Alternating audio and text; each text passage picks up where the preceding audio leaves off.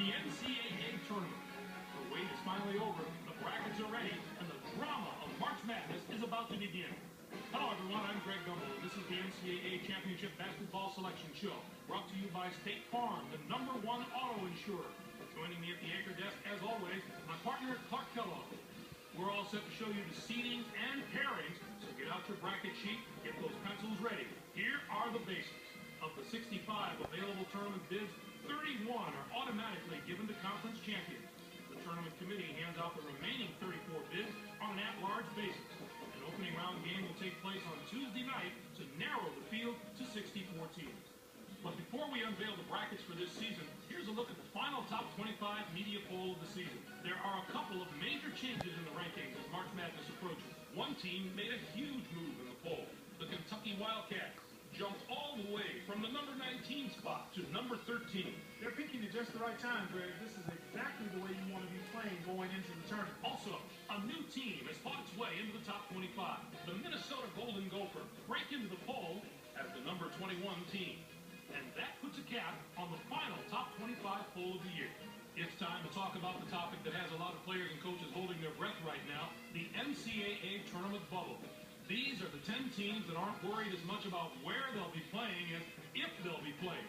Clark, who jumps out at you there? The Colorado Buffalo could have sealed their invitation with a better regular season finish. But the fact is they play in a very tough conference, and that does weigh heavily in their favor. Point well taken, but they're not the only team sweating it out right now. The Louisville Cardinals impressed me this year, but there were occasions when they seemed to lose focus for a game or two at a time. And those setbacks could be what keeps them out of the tournament. I'm sure it's been a long week for those teams, but the wait's almost over. The NCAA selection, the Kansas Jayhawks, are the top overall seed, and they will play in the Charlotte Regional. They begin the tournament as the dominant team in college basketball. They've been ranked #1 in the media poll for the past 3 weeks. We'll soon find out if they can live up to their billing. On to the second #1 seed, who will play in the Houston Regional. The Virginia Cavaliers are seeking their first ever NCAA championship. The Florida State Seminoles are our third #1 seed, and they'll play in the Detroit Regional. They return to the brackets after an extended drought of postseason play. We'll see how their players react to their first taste of March Madness. And finally, our fourth #1 seed will play in the Phoenix Regional. The Georgetown Hoyas are in the tournament field as a #1 seed for the 5th time in the history of their program.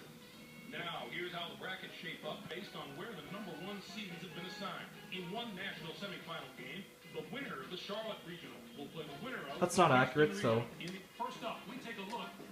The Kansas Jayhawks are the top seed, finishing at 29-3. In the Big 12, they will take on the winner of the opening round play-in game between the Morgan State Bears with 14 wins and the Jackson State Tigers from the Southwestern Athletic Conference.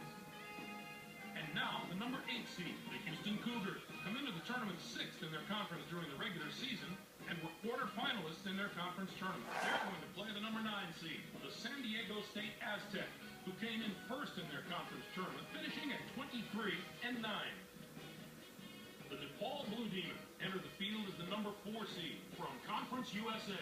This will be their 23rd appearance ever in the NCAA tournament. They'll be getting ready to face the number 13 seed, the Chattanooga Mocs. Finished the season with 18 wins. They're the regular season and tournament champions from the Southern Conference. The Clemson Tigers come in as the number 5 seed, finishing at 19-11. And they will take on the 12th seed, the Arkansas State Indians, from the Sun Belt Conference with 19 wins. Next up is the number 2 seed, the Butler Bulldogs, have established themselves as one of the best teams from the Big East. They'll be going up against the number 15 seed, the Samford Bulldogs, with 19 wins. This is their 3rd appearance in the NCAA tournament in team history. Our number 7 seed is from the Pac-10. The Arizona State Sun Devils are on a hot streak, having just won their conference tournament championship. They are going to play the number 10 seed, the Rutgers Scarlet Knights, who were semifinalists in their conference tournament, finishing at 20-12. The Washington Huskies are in as the number 3 seed. They'll be taking on the number 14 seed, the Texas San Antonio Roadrunners, with 15 wins. The Arkansas Razorbacks are in as the number 6 seed. They'll be taking on the number 11 seed, the Syracuse Orange, with 16 wins. This bracket has the potential to give us a sensational matchup in the regional final if everything goes according to form and the top 2 seeds can survive the early rounds. Next up, we'll take a look at the Houston. The Virginia Cavaliers are the top seed, finishing at 27-5. In the ACC, they'll take on the Siena Saints, the number 16 ranked team. This marks their 4th appearance in the NCAA tournament in the Oklahoma Sooners are in as the number 8 seed. They'll be taking on the number 9 seed, the Providence Friars, with 22 wins.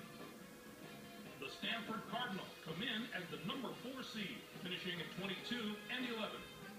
They'll take on the 13th seed, the Southern Methodist Mustangs, from the A-10 Conference, with 18 wins.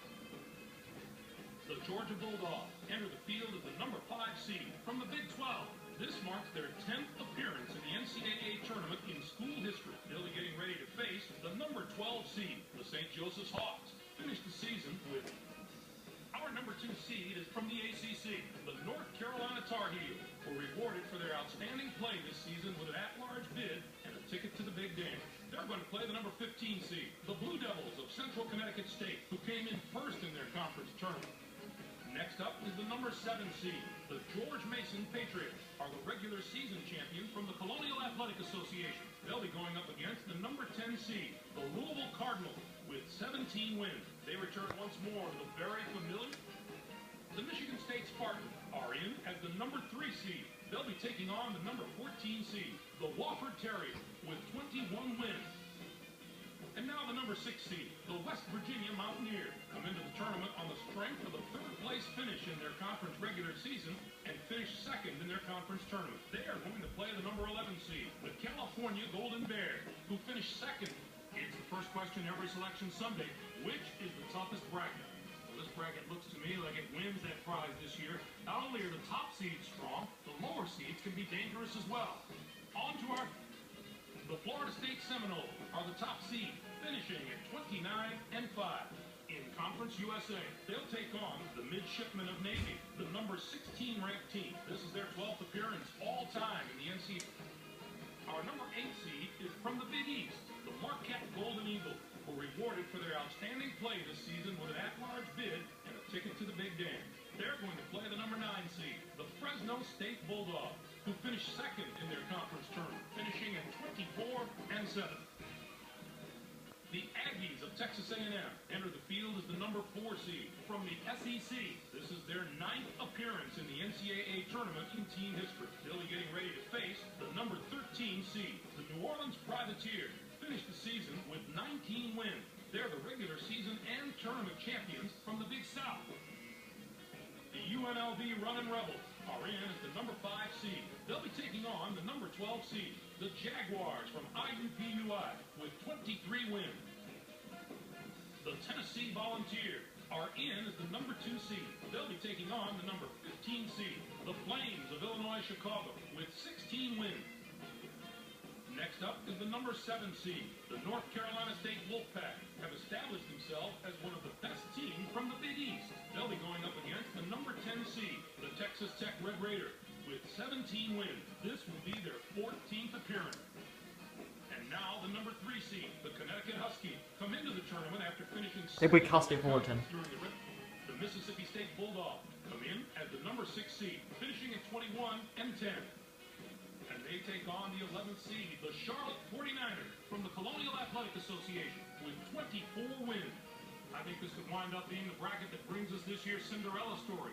A few of the higher seeds here have had terrific seasons, and I'll be surprised if at least one of them doesn't put together a long run in this tournament. And finally, the Georgetown Hoyas are the top seed, finishing at 26-4.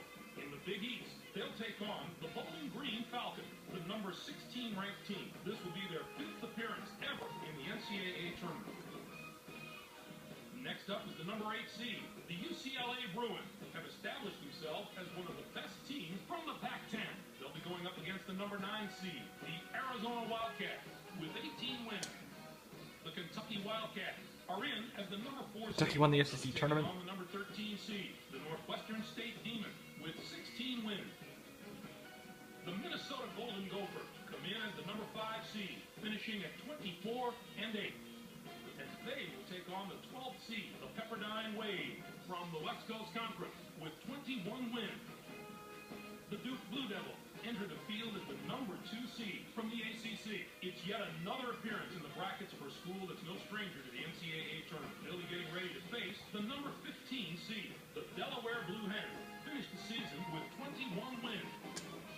And now the number 7 seed, the Texas Longhorns, come into the tournament after finishing 7th in their conference during the regular season and were semifinalists in their conference tournament. They are going to play the number 10 seed, the Western Michigan Broncos, who were regular season champions in their conference, finishing at 21. The Villanova Wildcats are in as the number 3 seed. They'll be taking on the number 14 seed, the Columbia Lions, with 17 wins. Our number 6 seed is from the Big Ten. The Ohio State Buckeyes were rewarded for their outstanding play this season with an at-large bid and a ticket to the Big Dance. They are going to play the number 11 seed, the Utah State Aggies, who came in first in their conference tournament, finishing at 26 and 7. Looking into the future a little bit, this bracket looks poised for a titanic matchup in the regional final. The top 2 seeds can take care of business in the first 3 rounds. We have the possibility of a classic Elite 8 meeting. Clark, give us your take on the tournament's top 16 seeds. There are no real off-the-wall picks that jump out at. These 16 teams are all pretty deserving. Let's give the committee some props this year. The Michigan State Spartans are the most dangerous 3 seed in the tournament, in my opinion. They're a team that can be a very tough matchup for whomever they play. Now, let's bring the conference picture into focus. The Big East gets 7 teams. The Big 12 with 6. 6 out of the ACC. The Pac-10 gets 5 teams. The SEC with 5. 4 out of Conference USA. What a down year for the non-power conference. We're used to seeing... We showed you the bubble teams before. Now that we know who's in and who's out, what do you think of the selections, Clark? The Syracuse Orange can finally exhale. I don't think there was a lot of doubt that they'd make it, but we've seen good teams get left out before, and you just know this was a nerve-wracking day for this squad. While they start prepping for their first-round games, the 5 teams on the other side of the page will be full-time students again. The Alabama Crimson Tide stumbled to the finish line coming down the stretch, and that's not the way to close out the season if you're hoping for an at-large bid. When they couldn't get it done in their conference tournament, their goose was cooked. All right, Clark, now that we know all the teams and matchup, time to get the tournament underway and let the madness take over. Greg, it's going to be a fantastic tournament. We've got an outstanding field and a lot of sensational players. I guarantee there are some memorable moments soon to come. For my partner Clark Kellogg and for all of us here in the 2K Sports Studios, I'm Greg Dumble. Thanks for joining us on the NCAA Selection Show, brought to you by State Farm, the #1 auto insurer. Enjoy all the excitement of the NCAA tournament.